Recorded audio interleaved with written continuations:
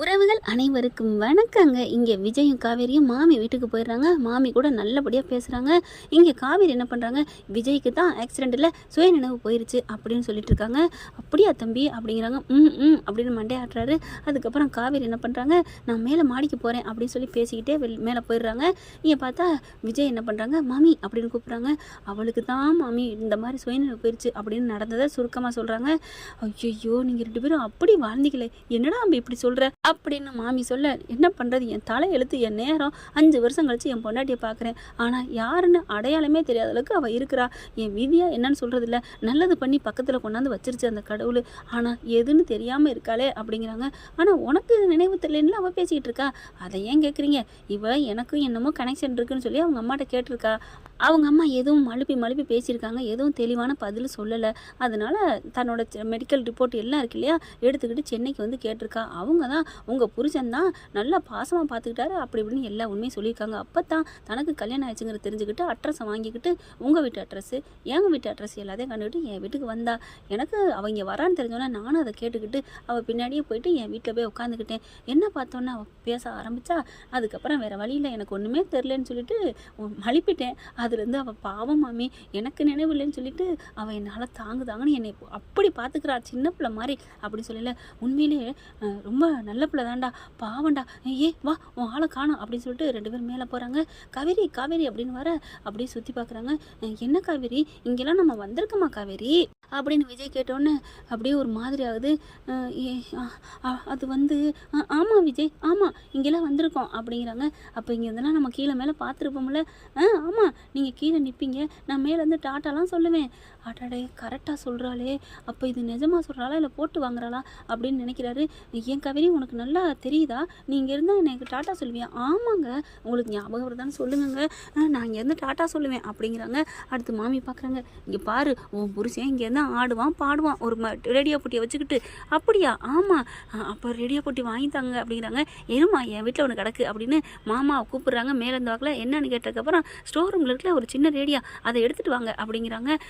அதை எடுத்துகிட்டு வராரு மேலே வேகமாக. பார்க்குறாங்க, இது இல்லையே என்னோட்டு வேறு, அது ரூம்லேயே தான் இருக்கும் அப்படிங்கிறாங்க. அப்புறம் சாவி எடுத்துகிட்டு வர சொல்கிறாங்க. சாவியையும் திறக்கிறாங்க. அப்படியே கதவை திறக்கையில் சந்திரமுகியில் வரும் பாருங்க, அந்த மியூசிக் போகுதுங்க. அப்படியே உள்ளார போகிறாங்க. தொட்டோன்னே அவங்களுக்கு உடம்புலாம் சிலுக்குது. அவங்க அந்த ரேடியோ இருக்குது பார்த்தீங்களா, அது இருக்குது. அதை போய் தொட்டு பார்க்குறாங்க. விஜய் என்ன பண்ணுறாரு, இது நல்லா இருக்குல்ல, இதில் நான் எப்படியும் பாட்டு பாடியிருப்பேன்னு எனக்கா தோணுது, நான் பாடுறேன் அப்படிங்கிற. பாடுங்க, உங்களுக்கு ஏதாவது நினைவு வருதான்னு பார்க்கணும் அப்படின்னு காவேரின்னு சொல்ல, உடனே பாட்டை போட்டுட்டு ஆட ஆரம்பிக்கிறாருங்க. அவருக்கு தான் எல்லா நினைவும் தெரியும் இல்லையா, எப்படி காவேரி மயக்கிறதுக்கு அப்படியே ஸ்டெப்பு போட்டு ஆடினாரோ அதே மாதிரி ஆடுறாரு. காவேரிக்கு அப்படியே கண்டு மறந்து அப்படியே படப்படான்னு வந்து போகுது. இது ஏற்கனவே எங்கேயோ நான் கேள்விப்பட்ட மாதிரி இருக்குதே அப்படின்னுட்டு. அப்போ விஜய் அங்கிட்டு தள்ளி நின்று ஆடிக்கிட்டும் பாடிக்கிட்டு இருக்காங்க. காவேரிட்டு கிட்டக்க மாமி வர்றாங்க.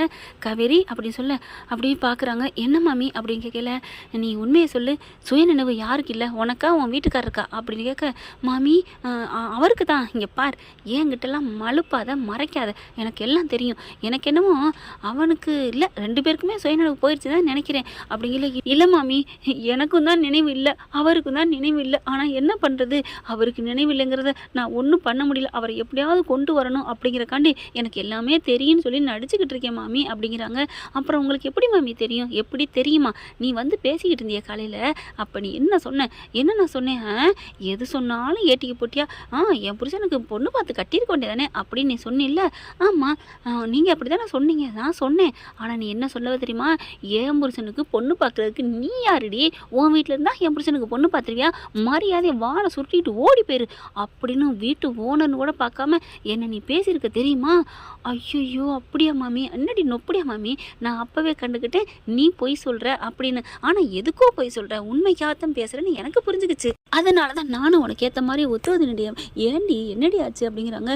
என்ன பண்ணுறதுன்னு தெரியல மாமி, அவருக்கு நினைவு இல்லை, நான் எப்படியாவது சுயநினைவு ஏற்படுத்துன்னு பார்க்குறேன், எனக்கும் இல்லை, அதனால தான். ஆனால் அவர் என் மேலே உயிரே வச்சுருக்காரு. அடி நீ சொல்லணுமா, எப்படி இருந்தார் தெரியுமா உன் மேலே பாசத்தில். ஆனால் நீ தான் என்னத்தை சொல்கிறது, அம்மான்னு கிடந்த. ஐயோ ஒரு மாதிரியாக இருக்குது எனக்கு மாமி அப்படிங்கிறாங்க.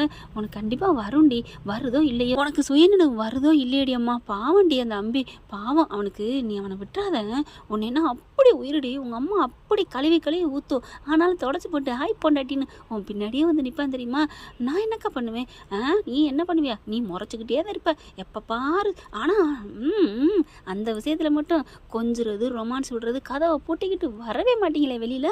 என்ன மாமி சொல்கிறீங்க? அப்படியா? ஆமாம், 4 மணி நேரம் அப்படியே உள்ளுக்கே என்ன பண்ணுவீங்களோ ஏது பண்ணுவீங்களோ கதை பேசுகிறீங்களோ கேட்டால் என் மடியில் அவள் படுக்க, அவள் மடியில் நான் படுக்க கதை பேசணும் மாமி அப்படின்னு உன் புருஷன் சொல்லுவான். நீயும் நாங்கள் என்ன பண்ணால் உங்களுக்கு என்ன அப்படின்னு என்னை திட்டிட்டு போவடி.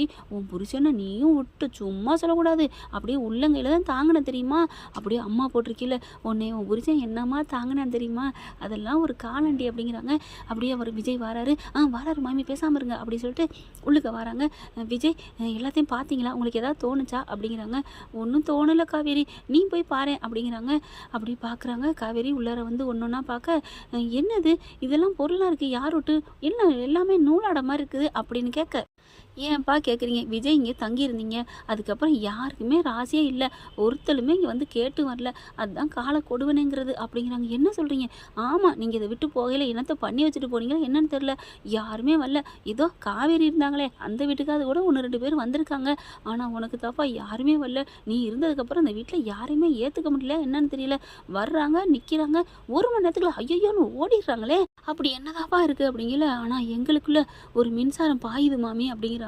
அப்படியே தொட்டு தொட்டு பார்க்குறாங்க. கிச்சனுக்கு போகிறாரு, பாத்ரூம் போகிறாங்க, ஹாலில் அப்படியே கீழே அந்த பெட்டு அப்படியே தாங்க இருக்குது. மாமி இதை கூட எடுக்கலையா அப்படிங்கிறாங்க.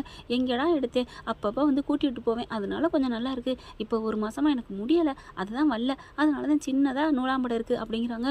அப்படியே நூலாம்படை அப்படியே தட்டி விட்றாங்க நம்ம காவேரி. அப்படியே ஒன்று கண்ணில் படுது, கண்ணில் பட்டோன்னே அப்படிங்கிறாங்க. என்னடா ஆச்சு அப்படின்னு சொல்லிட்டு நம்ம விஜய் என்ன பண்ணாங்க, இரு கையெடுத்துக்க மாமா இருக்கேன் அப்படின்னு கண்ணு 2ஐயும் விரிச்சா அப்படியே மின்சாரம் என் மீது பாய்கின்றதுன்னு விஜய்க்குள்ள ஒரு மின்னல் வெட்டுது. அப்படியே ஃபூன்னு ஊதி விடுறாங்க. ஊதினோடனே டக்குன்னு விஜய் கண்ணில் பட்டுருது. அப்படின்னு சொல்லிட்டு துடிக்கிறாரு. என்னாச்சு மாமா என்னாச்சு அப்படிங்கிறாங்க. ஒன்றும் இல்லை காவேரி, தூசி அப்படிங்கல. அட இருங்க அப்படிங்கிறாங்க. ஒன்றும் இல்லை அப்படிங்கல. இவங்க ஊத பார்க்குறாங்க, ஆனால் எக்கி ஊத முடியல. இப்படி உட்காருங்க அப்படிங்கிறாங்க. மாமிக்கு தெரிஞ்சு போகுது. சரி ரைட்டு, பிள்ளைங்க ரொமான்ஸ் மலையில் நனைய ஆரம்பிச்சிட்டாங்க, நம்ம இங்கே இருக்கக்கூடாது அப்படின்ட்டு, சரி நான் அப்புறமா கூப்பிட்றேன், டீ போட்டு வைக்கட்டுமா அப்படிங்கல. டீலாம் வேணாம் மாமி அப்படிங்கிறாரு. காவேரி விஜய் முந்திக்கிட்டு, ஏன்டா இடைஞ்சல்னு நினைக்கிறியா, புரிஞ்சுக்கிட்டா சரி அப்படின்னு அப்படிங்கிறாங்க. ஓகே சமைச்சு வைக்கட்டா? ஓகே அப்படிங்கிறாங்க. கண்டிப்பாக நாங்கள் வந்து சாப்பிடுவோம் அப்படின்னு விஜய் சொல்ல, ஆமாடா அப்புறம் ஆக்கி வச்சுட்டு வீணாக போயிடக்கூடாது, நாங்கள் ஃபுல் மீல்ஸு சாப்பிட்டுட்டோம், அந்த சாப்பாடு வேணாம் அப்படின்னு சொன்னேன்.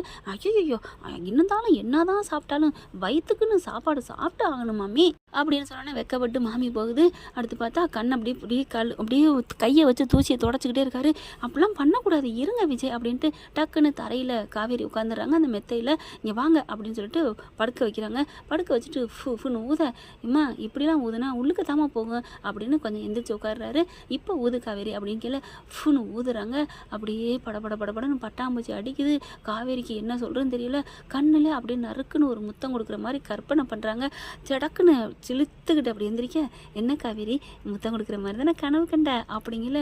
எப்படிங்க உங்களுக்கு அப்படியே தோணுது? எனக்கும் தெரியல காவேரி, தன்னாலே எனக்கு வருது காவேரி, நம்ம அந்தளவுக்கு ஒன்றா வாழ்ந்துருக்கோமா, இந்த மாமி தான் சொன்னாங்க அப்படின்னு சொல்லிட்டு அப்படியே 2 பேரும் கட்டி பிடிச்சிக்கிறாங்க. காவேரினால ஒன்றும் பண்ண முடியல, அப்படியே மயங்குறாங்க. ஓகே, ஃபார்ம் ஹவுஸ்லாம் ஹாப்பி, இப்போ மாமி வீட்லேயும் ஹாப்பி அப்படிங்கிறாங்க.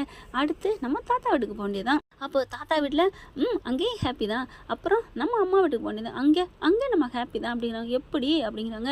என்ன எப்படின்னா, நீங்கள் தான் என் புருஷன், நான் தான் உங்கள் பொண்டாட்டி, இனிமேல் இந்த ஜென்மத்துக்கு யாராலும் நம்மளை அழிக்கவும் முடியாது பிரிக்கவும் முடியாது அப்படிங்கிறாங்க. ஆனால் ராகவங்கிற ஒருத்தன் வந்துட்டாங்க, களத்தில் இறங்க ஆரம்பிச்சிட்டான். என்னென்ன பண்ணணும் ஏது பண்ணணும்னு அன்புவை பிடிச்சா டார்ச்சர் பண்ண ஆரம்பிக்கிறாங்க. ஆனால் அன்பு என்ன பண்ணுறான், பயந்து அப்படின்னு நடுங்கிறான். ஐயோ என்ன ஆகப்போன்னு தெரியலையே, இவங்க வேற அவன் பின்னாடியே திறானேன்ட்டு விஜய்க்கு கால் பண்ணுறாங்க. கரெக்டாக இவங்க கட்டி பிடிச்சி இன்ப இதில் அப்படி தவழ்ந்துக்கிட்டு இருக்காங்க. ஃபோன் அடிக்குது, அப்படியே எடுத்து பார்க்குறாரு அன்பு சித்தப்பா. இவருக்கு வேறு வேலை இல்லை அப்படின்னு தூக்கி போட்டு அப்படியே டக்குன்னு எதோட விட்டேன், நம்ம நம்ம காவேரி தலைக்கில் இருந்துச்சு அப்படின்னு இறுக்கிய கட்டிக்கிறாங்க. மாமா அப்படின்னு சொல்ல, ஞாபகம் வருதா மாமா, உனக்கு வருதாடி என் தங்கம் அப்படிங்கிறாங்க. எனக்கும் வரலையேங்க, எனக்கு தான் ஞாபகம் இருக்கே அப்படின்னு உஷாராயிருது.